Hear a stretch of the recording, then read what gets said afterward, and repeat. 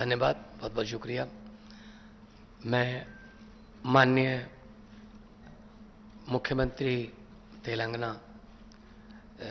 के चंद्रशेखर राव जी का बहुत बहुत आभार व्यक्त करता हूं कि उन्होंने हमें यहाँ बुला के घर पे मान सम्मान दिया, इज्जत दी।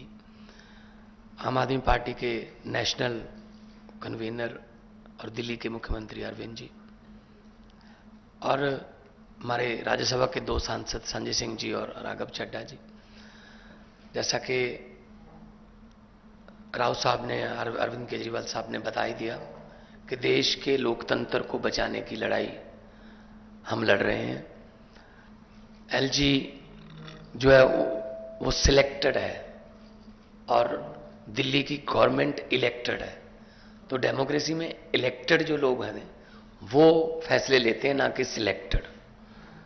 तो दिल्ली का तो पहले से ही ये कर रहे हैं, पूर्ण राज्य का दर्जा नहीं है, लेकिन फुल स्टेट्स को भी तंग किया जा रहा है। हमने पंजाब में 92 सीट्स जीती आउट ऑफ 117, इतना बड़ा मैंडेट है।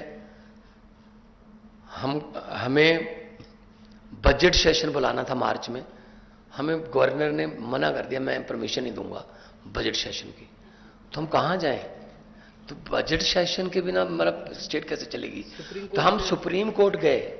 सुप्रीम कोर्ट से चीफ जस्टिस साहब ने ऑर्डर दिया कि जी बजट सेशन होने दो, और उसके बाद एक और जो बात हुई कि जी जो काउंसिल ऑफ मिनिस्टर द्वारा लिखा जाता है प्राप्तियां गवर्नमेंट की कि हमने ये किया, वो कहता है उसमें मैं माई गवर्नमेंट नहीं कहूंगा। हमने कहा जी आप ही तो सम्मान कर रहे हो विधानसभा, आप माई गवर्नमेंट नहीं कहोगे तो क्या कहोगे? कहते मैं दिस गवर्नमेंट कहूंगा। फिर सुप्रीम कोर्ट जाना पड़ा कि जी माई गवर्नमेंट तो बोलना पड़ेगा इनको।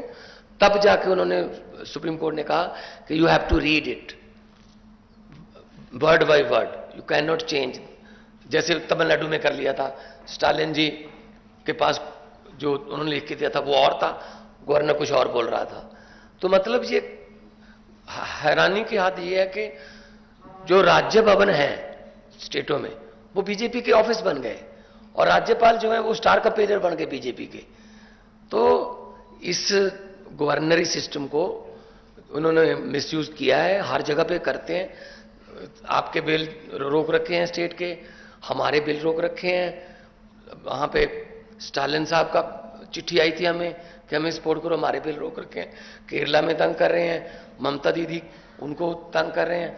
मतलब इन्होंने मन बना रखा है, जैसा कि अरविंद जी ने कहा, अगर इलेक्शन से नहीं जीते तो बाई इलेक्शन से जीत जाते हैं, कि मतलब बंदे तोड़ो और बाई इलेक्शन करा लो और कर लो। तो ये बहुत फेडरल स्ट्रक्चर के लिए बहुत घातक है, और देश बचाने की लड़ाई लड़ रहे हैं। हमारे हजारों जो स्वतंत्रता सेनानी थे उन्होंने अपना खून दिया, खून का कतरा कतरा देके हमें देश दिया, हमें आजादी लेके दी। लेकिन ऐसी आजादी के लिए आज उनकी आत्मा तड़पती होगी कि ऐसी आजादी के लिए तो नहीं हमने कुर्बानी दी थी, जो जिस तरीके से देश को चला रहे हैं। तो हम यहाँ पे आए हैं और राज्यसभा में, और जब से शक्तियां छीनी हैं लोगों ने 2020 में फिर चुन लिया आम आदमी पार्टी को। तो मतलब लोग लाइन में खड़े होकर वोट डालते हैं, डेमोक्रेसी है। तो उसके बाद सुप्रीम कोर्ट के फैसले को नहीं मान रहे, तो ये बहुत ही गलत मैसेज है जो है। वैसे तो हम biggest democracy of the world अपने आपको कहलाते हैं, लेकिन अगर देखा जाए तो ये काम नहीं करने दे रहे। आज नीति आयोग की बैठक हम नहीं गए, अरविंद जी भी नहीं गए, हम नहीं गए। कारण क्या? वहां क्या करना है? फोटो खिंचवाने जाते हैं बस। मैंने तो चिट्ठी में लिख के भेज दी, मैंने कहा मेरे पिछले साल वाले भाषण को इस बार भी वही मान लिया जाए, क्योंकि कुछ पिछले साल जो मांगा था वो तो दिया नहीं। आरडीएफ के पैसे नहीं दिए, एनएचएम के पैसे नहीं देते, स्टेट का जो हक बनता है वो देते नहीं है। नीति आयोग में हम फोटो खिंचवाने जाएंगे क्या?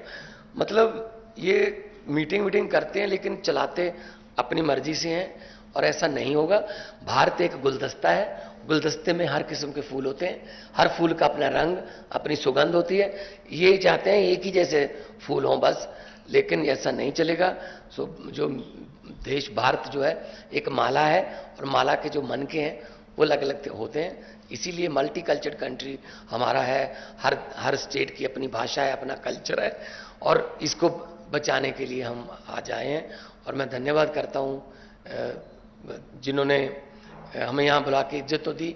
इससे पहले भी किसानों ने जो आंदोलन किया था, तो इन्होंने, मुख्यमंत्री तेलंगाना आए चंडीगढ़ में, 700 से ज़्यादा इन्होंने जो शहीद हो गए थे किसान, उनको 2-2 लाख रुपए के चेक भी दे के आए हैं।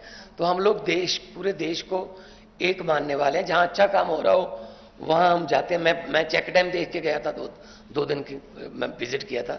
चेक डैम कैसे बने, हम भी अपना पानी जो है पंजाब का ग्राउंड लेवल पर बचाने के लिए, अच्छी चीज़ सीखने के लिए कहीं भी जाना पड़े जाएंगे। अपने देश को नंबर 1 बनाना है तो हमें इकट्ठे होकर काम करना पड़ेगा। Thank you.